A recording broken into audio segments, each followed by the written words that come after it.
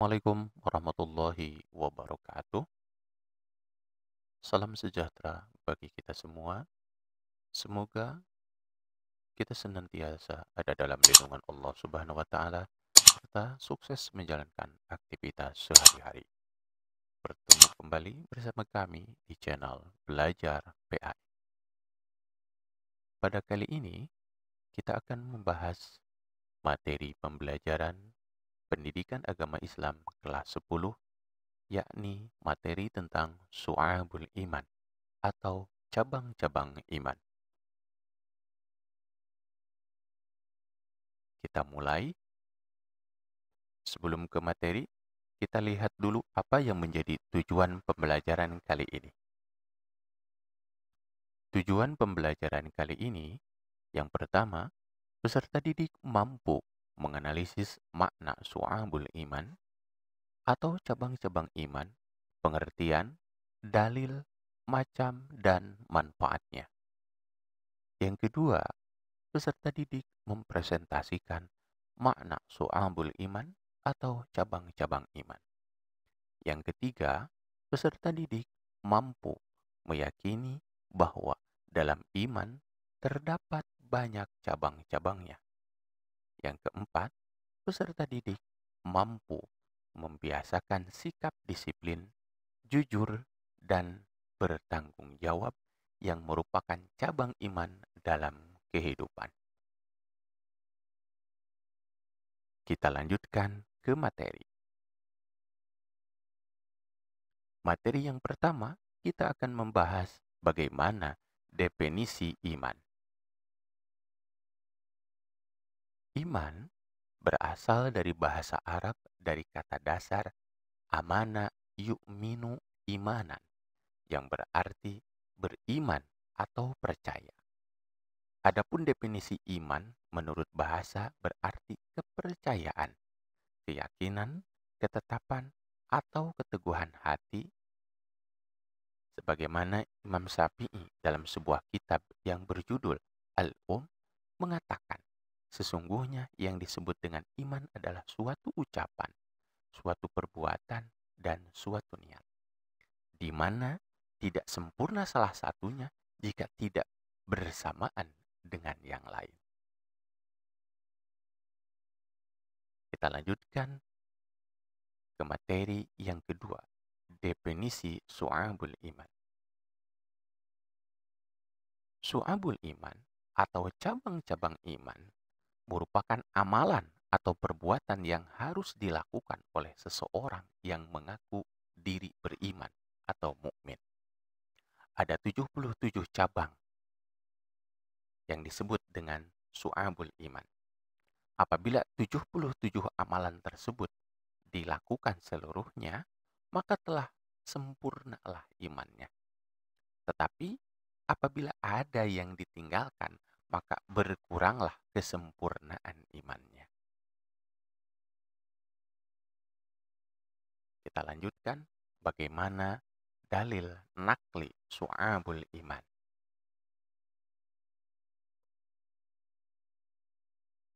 Dalil nakli Syu'abul Iman yang diriwayatkan oleh hadis riwayat Muslim, yang artinya dari Abu Hurairah radhiyallahu an berkata, Rasulullah Shallallahu alaihi wasallam bersabda, iman itu ada 77 lebih cabangnya. Yang paling utama adalah mengucapkan la ilaha illallah. Dan yang paling kurang adalah menyingkirkan apa yang akan menghalangi orang di jalan. Dan malu itu adalah salah satu dari cabang iman. Hadis riwayat Muslim. Kemudian, sabda Rasulullah Shallallahu alaihi wasallam yang lain terkait dengan cabang-cabang iman adalah sebagai berikut.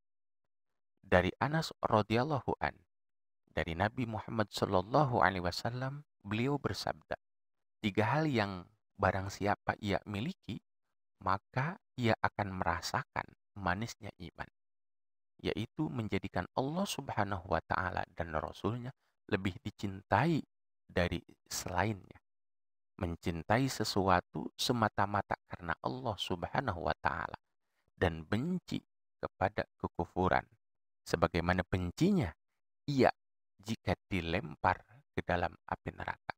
Hadis riwayat Bukhari Muslim. Selanjutnya, macam su'abul iman atau cabang-cabang iman. Macam dari keimanan atau cabang-cabang iman itu menyangkut 3 ranah. Yang pertama, ma'rifatun bil qalbi, yakni meyakini dengan hati. Yang kedua, wa iqraru bil lisan, yaitu diucapkan dengan lisan. Yang ketiga, wa amalu bil arkan, yaitu mengamalkan dengan perbuatan anggota badan. Ya, kita lihat bagaimana pembagian 77 cabang keimanan berdasarkan pengelompokan tersebut.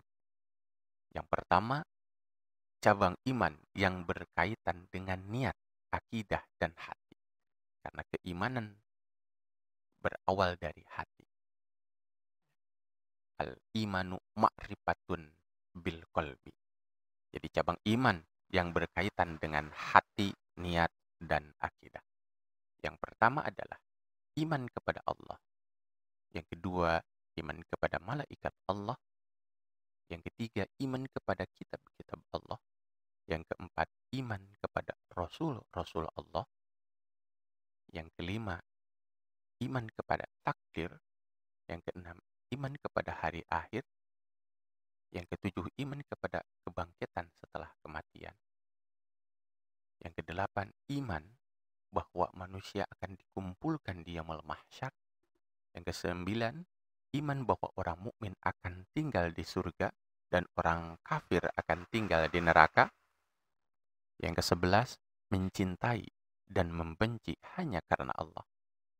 Yang ke-12, mencintai Rasulullah Shallallahu Alaihi Wasallam yang memuliakannya, kemudian ikhlas, kemudian bertaubat, takut kepada Allah, selalu mengharapkan rahmat Allah Subhanahu wa taala, tidak berputus asa dari rahmat Allah, syukur nikmat, menunaikan amanah, sabar, tawadu, kasih sayang, ridho dengan takdir Allah, tawakal, meninggalkan sifat takabur dan menyombongkan diri, tidak dengki dan iri hati, rasa malu, tidak mudah marah, tidak menipu, dan menanggalkan kecintaan kepada dunia atau meninggalkan hubud dunya, termasuk cinta harta dan jabatan.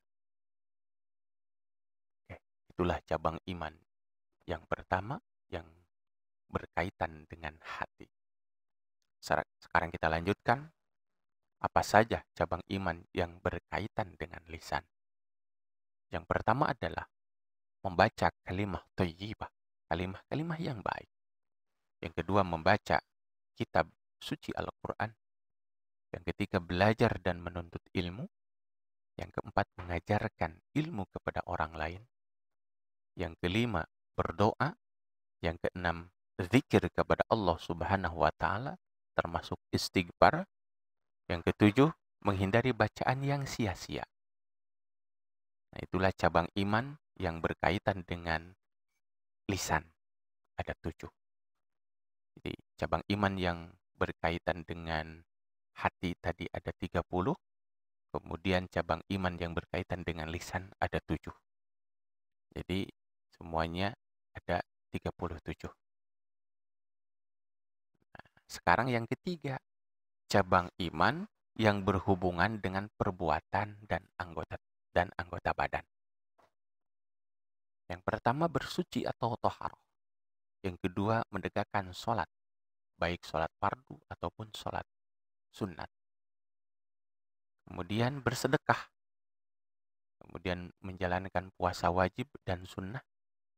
Kemudian melaksanakan ibadah haji, i'tikaf, menjaga agama, dan bersedia meninggalkan rumah untuk berhijrah atau ujlah ya. Kemudian menyempurnakan dan menunaikan nazar, menyempurnakan dan menunaikan sumpah, kemudian menyempurnakan dan menunaikan kafarat, kemudian menutup aurat, melaksanakan kurban, mengurus perawatan jenazah, menunaikan dan membayar hutang, meluruskan muamalah, menjadi saksi, menikah, menunaikan hak keluarga, berbakti dan berbuat baik kepada orang tua, mendidik anak, menjalin silaturahmi, taat dan patuh kepada orang tua, menegakkan perintah yang adil, mendukung seseorang yang bergerak dalam kebenaran, menaati hukum, memperbaiki hubungan muamalah dengan sesama, menolong orang lain, amar ma'ruf nahi mungkar, menegakkan hukum Islam, berjihad, mempertahankan wilayah perbatasan,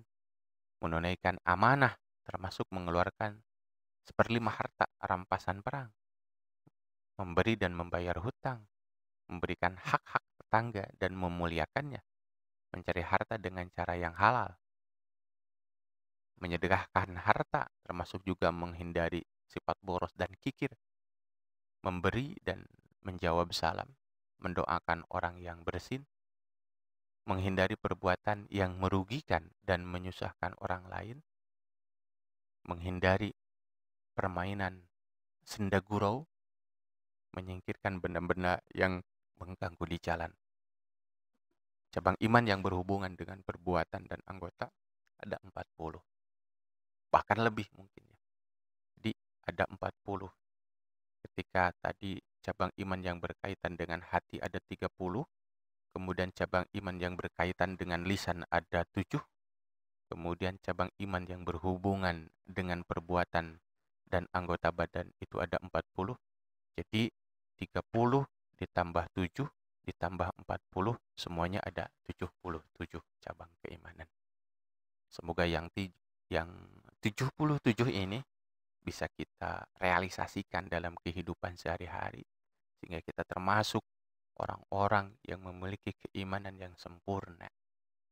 Minimal kita mendekati kesempurnaan karena kesempurnaan hanya milik Allah, tetap kita berusaha untuk menjadi manusia yang ihsan, untuk manusia yang bisa melaksanakan apa yang menjadi perintah-perintah Allah Subhanahu wa taala. Baik, anak-anak sekalian, kita lanjutkan bagaimana hikmah dan manfaat dari syu'abul iman. Yang pertama, manfaat yang pertama adalah dengan iman menghilangkan sifat kepercayaan manusia terhadap makhluk. Karena dengan iman, sifat kepercayaan kepada manusia itu akan kepercayaan manusia. Maksudnya iman itu menghilangkan sifat kepercayaan manusia terhadap makhluk.